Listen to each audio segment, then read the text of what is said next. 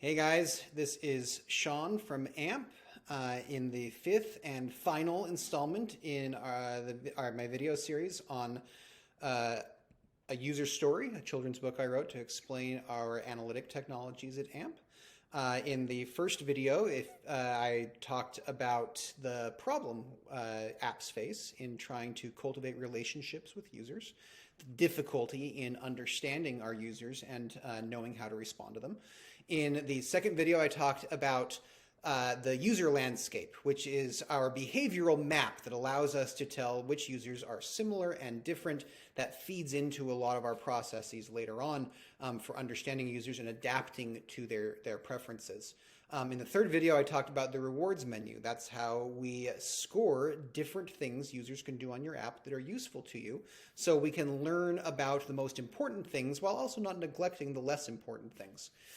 In the last video, the previous one, I talked about our what if menu, which takes the user landscape, the assignments we make of different tests to see what ways we can talk to users and when we can talk to them, and the rewards menu, and incorporates all of that into personal scores that for every single user in your system, for every single thing you could do to change the way you talk to them, gives a score telling you how likely they are to respond positively to that thing.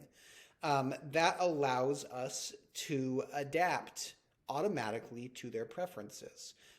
We send messages, we learn from them, we incorporate that learning into how we decide who to send what message next.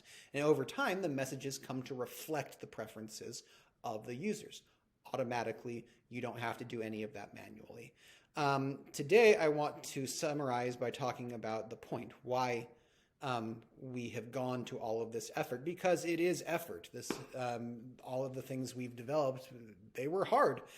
It was difficult to put all that together, and we are still actively working on ways to make it better. They are legitimately hard problems. So why are we going to all of this effort to optimize push notifications?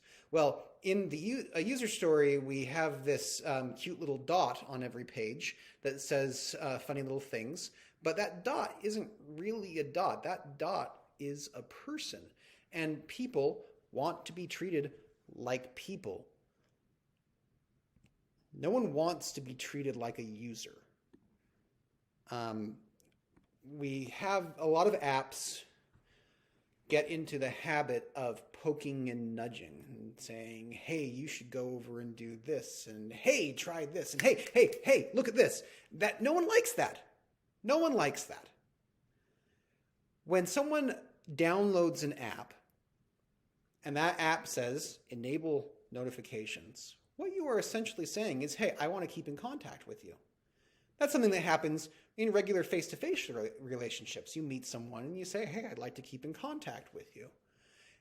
Anyone who says that, there are some pretty basic expectations of that kind of relationship. You should check in regularly, but not too regularly. You should listen when you check in, and you should show some evidence that you actually listened. Everyone knows this. That's a basic rule of human correspondence. And it's a rule that apps regularly and flagrantly break.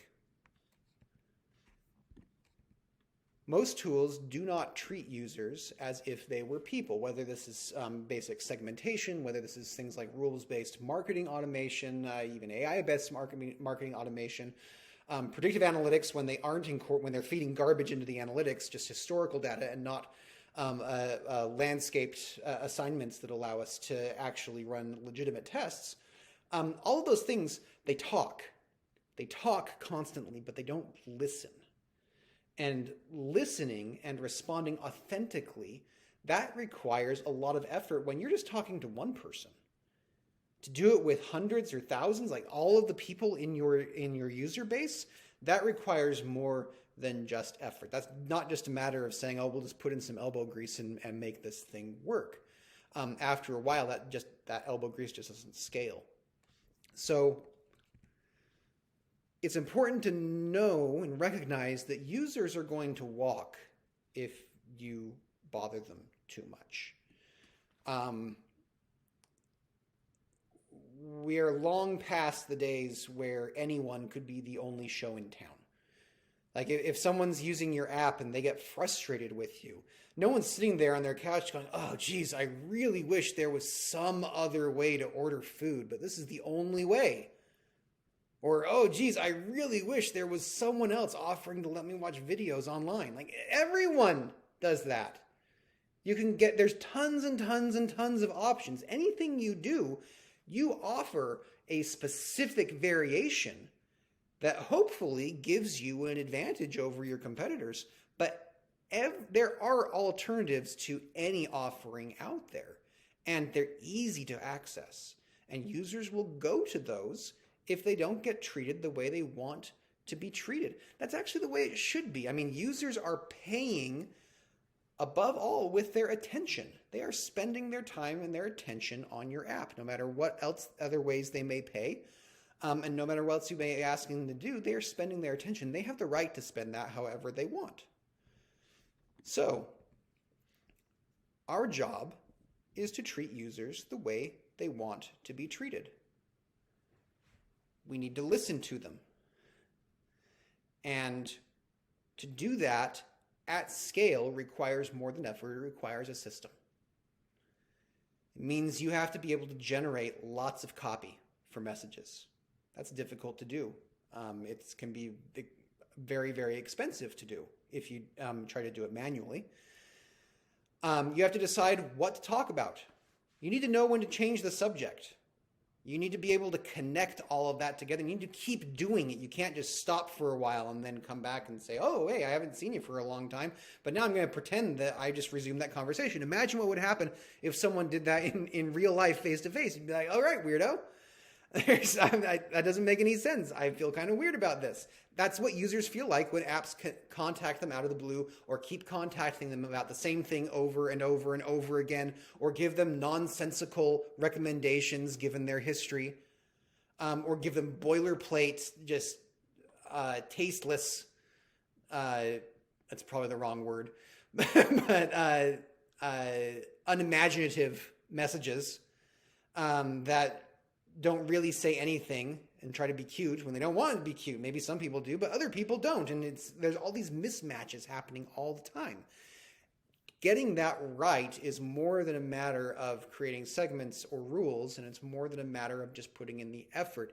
You need a system that allows you to keep all those moving pieces moving and moving well. And that is what AMP lets you do. AMP takes all of that information, allows you to create copy that scales, so you can give people original information in their messages every time you contact them.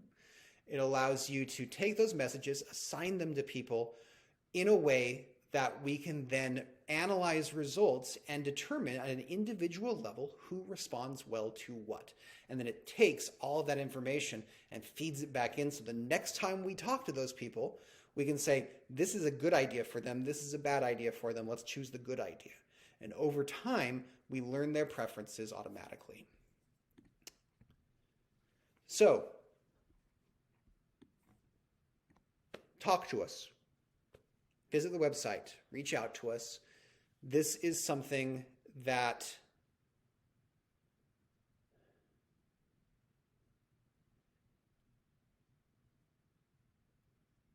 this is not something you can do simply by working hard at it. You have to work smart at it. We have gone through the effort to tool and automate many of the hard parts of this, and we're continuing to develop ways to make it easier. You need a system to be able to do hard things, and talking to users individually, authentically, the way they want to be talked to is a really hard thing. And that's what AMP helps you do. So that is it for the book and for this video and for the video series. Thank you for watching through this. If you have any questions about any of this or comments, please reach out to us. We would be happy to talk to you. And thanks for watching.